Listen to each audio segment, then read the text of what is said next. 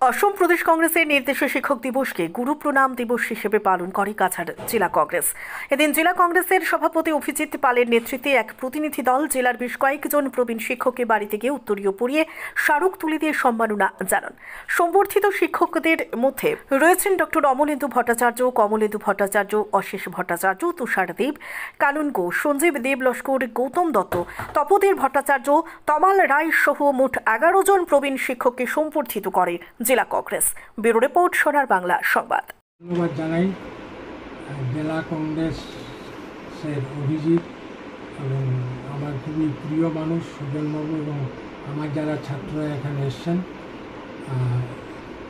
অবসরকালীন জীবনে যখন এরকম বিশেষ দিনে ছাত্ররা আসেন তখন মনে হয় যে অন্তত শিক্ষকতার যে একটা আলাদা মর্যাদা সেটা এখন বজায় আছে।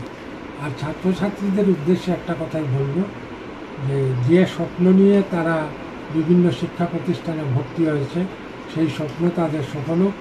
তবে সঙ্গে একটা কথাও বলবো যে সাম্প্রতিক সময়ে পড়াশোনার ক্ষেত্রে যে ব্যাপারটা দেখা যাচ্ছে যে সম্পূর্ণটাই নোট বেজ, এটা না করে তারা যাতে মূল বইটা পড়ে, এতে তাদের উপলব্ধি শক্তিটা অনেকটা বৃদ্ধি পাবে। এইটুকুই ছাত্রদের উদ্দেশ্যে আমার বলা। ধন্যবাদ স্যার।